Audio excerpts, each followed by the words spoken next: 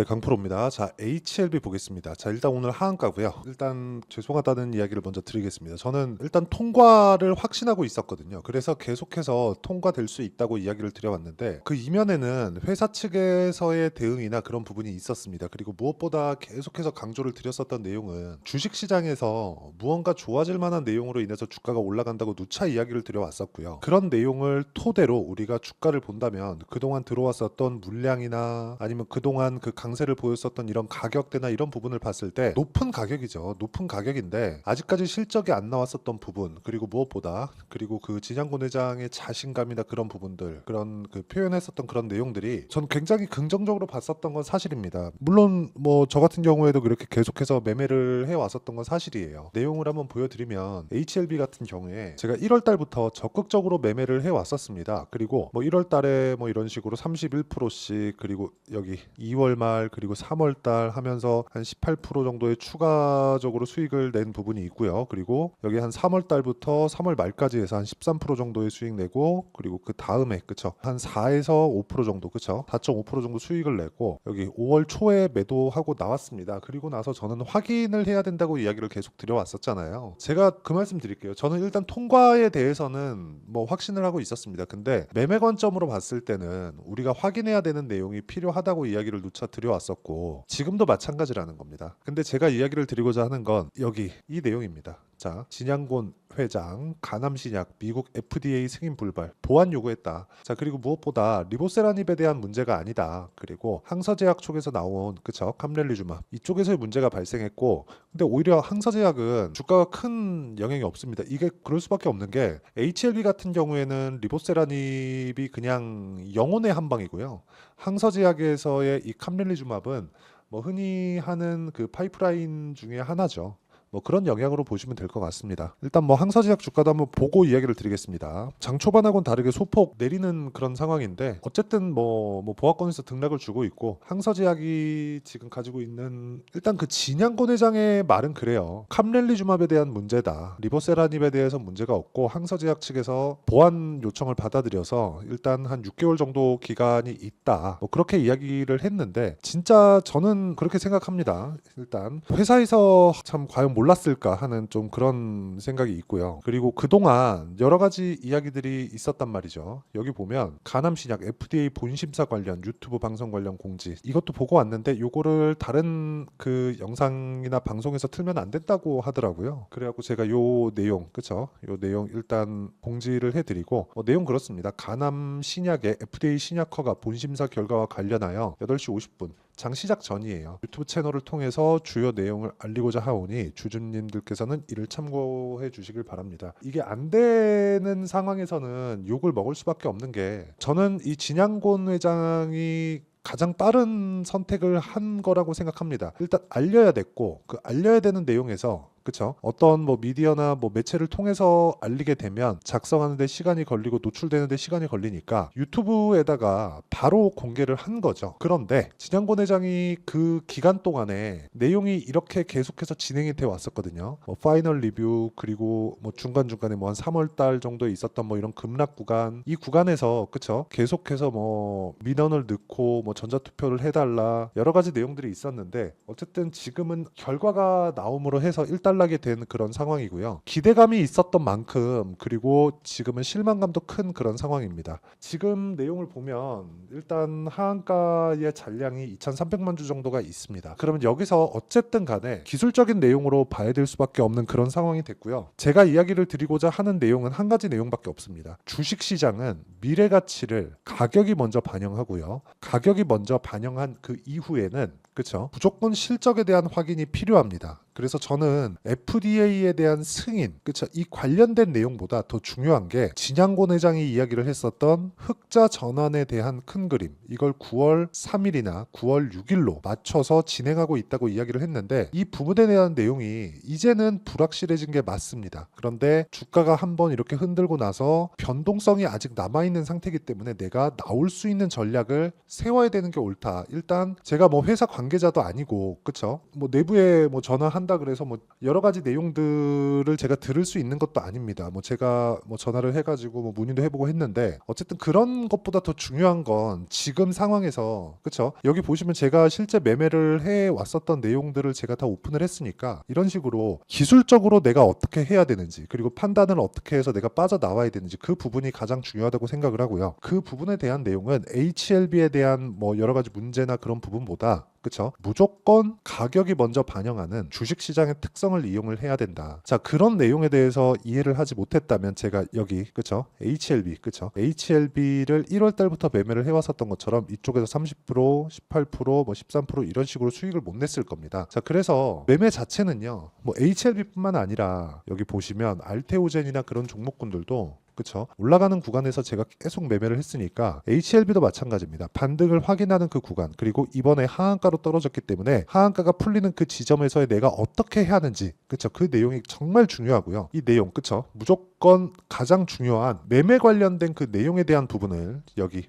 HLB의 가격과 단기 보유 전략 그쵸? 단기는 제가 2주라고 말씀드렸습니다. 그리고 하한가로 떨어졌는데 이 구간은 그렇게 오래 가는 게 아니에요. 절대 오래 안 갑니다. 이틀 그리고 이틀 한 반 그쵸? 하한가 개인적으로 다음 주 월요일 날에는 아마 하한가가 풀려서 진행이 될 겁니다. 뭐 그런 정도로 생각하고 있는 거지 이게 뭐 엄청난 문제점으로 돼서 아예 뭐 끝나거나 뭐 상장 폐지되거나 그런 상황은 아닌 거니까 이런 부분은 걱정을 안 하셔도 되고 하한가가 풀렸을 때 내가 어떻게 대응을 해야 되는지 그리고 하한가 풀리는 그런 방법들을 어떻게 내가 알고 준비를 해놔야 되는지 그 내용에 대한 부분을 제가 먼저 이야기를 해드릴 테니까 구독과 좋아요 눌러주시고요. 상단에 있는 전화번호로 HLB 자 HLB라고 문자 보내주시면 제가 가격 그리고 단기 보유 전략 무엇보다 하한가가 풀렸을 때의 탈출 전략을 이야기를 해드리고요. 무엇보다 그 지금 내용이 급하기 때문에 실시간 타점을 문자로 공유를 해드리도록 하겠습니다. 그러면 이렇게 제가 강조를 드리고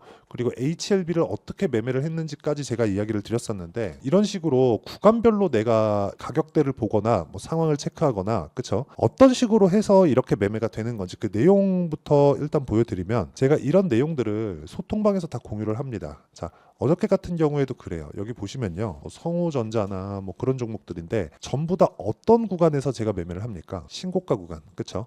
강한 구간에서 계속 매매를 해왔죠. 아까 전에 HLB 같은 경우에도 마찬가지예요. 강한 구간에서는 계속해서 매매를 해오다가 그쵸? 자 여기 강한 구간에서는 계속해서 매매를 해오다가 떨어지고 나서 확인하고 매수하고 그쵸? 이 구간을 제가 잡겠다는 겁니다. 그쵸? 그리고 여기 진행하고 있는 종목들을 보더라도 캠트로닉스 자 내용 보시면요 올라가는 구간에서 계속해서 매매를 하고 있고 그리고 어저께도 거의 뭐 한 22%에서 한 3% 정도 그 정도 시세가 나왔는데 이런 구간을 잡기 위해서 내가 꾸준하게 봐야 되는 건 가격적인 부분이라고 제가 누차 강조를 드리고요. 완성된 매매 그쵸? 완료된 매매를 봤을 때 뭐 자람 테크놀로지나 그런 종목들처럼 그쵸? 여기 한 3일 만에 한 75%씩 이렇게 수익이 나오는 구간이 신고가 구간에서 터지니까 HLB로 너무 스트레스를 받겠죠. 안 받을 수 없는 상황입니다. 그런데 빠져나올 수 있고 그리고 다른 종목군으로 회복이 가능하다. 그래서 어떤 뭐 쓸데없는 그런 내용보다 더 중요한 건 어떤 식으로 앞으로 대응해야 되는지 그게 더 중요하겠죠. 그런 내용을 제가 여기 소통방에서 실시간 타점으로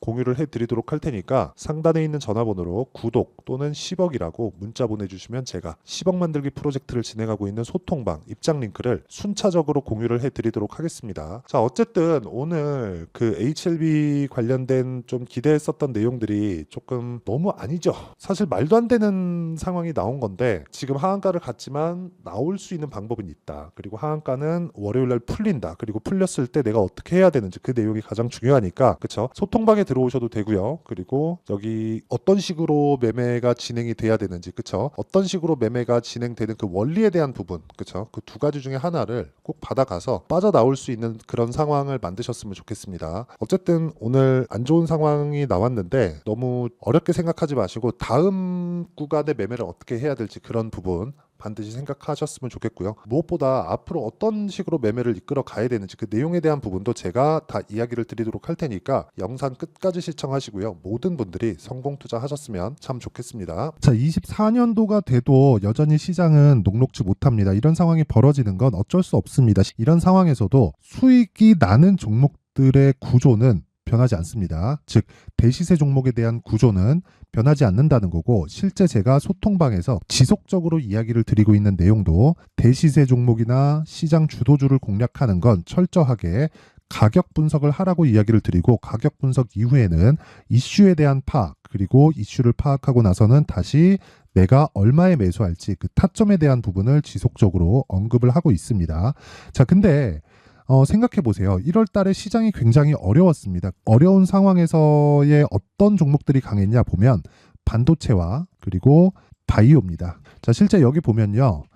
HLB에 제가 실제 매매한 내용을 띄워놓고 보여드리고 있는데, 1월 22일부터 매매를 시작해서 4일 동안 31%의 수익 마감이 됐고요. 그리고 여전히 신고가 종목입니다. 자, 그리고 그 다음 어보브 반도체, 이름을 보시다시피 반도체 종목이죠. 그리고 AI 반도체는 지속적으로 강세를 보이고 있습니다. 이 종목도 신고가를 먼저 달성한 이후에 제가 21%의 단기간에 21%의 큰 수익을 내고 마감이 됐습니다. 다시 재공략을 준비하고 있고, 이런 부분은 소통방에서 다 공유를 해드립니다. 자, 그리고 그 다음 코세스. 자, 코세스 같은 종목도 당연히 그쵸, 신고가 종목이고요. 그리고 반도체 종목입니다. 이 종목도 영업일 기준에서 이틀 동안 대략 한 15%의 수익 마감이 됐습니다.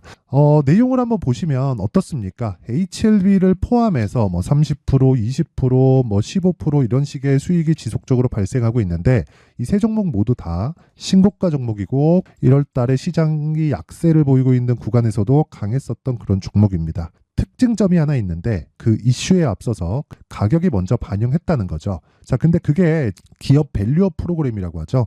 그 종목들도 마찬가지입니다. 오늘은 그 부분에 대해서 이야기를 드릴 텐데, 그렇게 제가 가격을 먼저 보고 이슈에 대해서 파악하는 이유는 결과적으로는 큰 시세를 먹기 위한 사전 준비 작업입니다. 실제로 큰 시세를 먹기 위해서 사전 준비 작업을 했을 때 여기 레인보우 로보틱스 127%, 그리고 ISC 98%, 그리고 한미반도체 97%의 큰 수익을 내는 상황을 만들 수 있습니다. 어떤 식으로 소통방에서 진행됐는지, 그쵸? 그 상황을 제가 이야기를 드린 건데, 이런 상황도요, 당연히 신고가를 공략했을 때 가능한 겁니다. 자, 그러면 이번에도 마찬가지입니다. 그쵸? 정부 주도의 코리아 디스카운트 해소 방안이 2월 달에 발표를 하고요. 그리고 2월 달에 발표된 내용을 토대로 주가가 움직이는 게 아니라 이미 움직인 내용이 있죠. 실제 이 내용은 크게 중요한 게 아니라는 겁니다.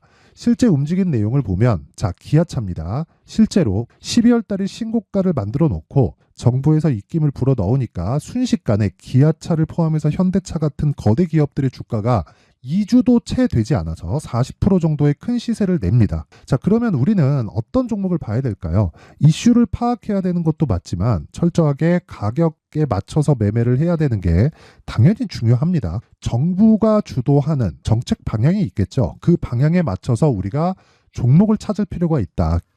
자, 그러면 답이 나왔습니다. 정부가 주도하는 방향에 맞춰서 제2의 기아차를 찾는 게 지금은 중요하다. 근데 정부 정책의 방향에 맞게 가자. 그랬을 때 앞서서 제가 보여드렸었던 내용인 여기 레인보우 로보틱스 127%, 그리고 ISC 98%, 그리고 한미반도체 97%와 같은 수익을 낼 수 있습니다. 물론 시간에 대한 부분은 최소 2주의 시간이 필요하고요. 그리고 최장 3개월 안에 끝내야 됩니다. 자, 기아차의 시세를 보셨던 것과 같이 2월 달에 정부 정책의 방향이 결정되고요. 바로 3월 달이면 시행입니다. 자, 그러면 우리는 거기에 맞춰서 당연히 종목을 찾아야 되고, 제가 제2의 기아차를 찾아놨습니다. 제가 아까 전에 소통방에서 이야기를 드렸었던 내용 다 공개를 해드렸는데, 그 내용처럼 종목만 받고 싶다 하시는 분들은요, 상단에 있는 제 전화번호로 대시세, 자, 대시세라고 문자를 보내주시면 정부 정책의 방향에 맞는 종목을 모든 분들에게 무료로 공개를 해드리도록 하겠습니다. 자, 제가 원하는 건 채널 성장이 목적입니다. 자, 그래서 구독과 좋아요 꼭 좀 부탁드리고요. 모든 분들이 정부 정책에 맞는 방향으로 매매를 이어가서 큰 수익 보셨으면 좋겠습니다.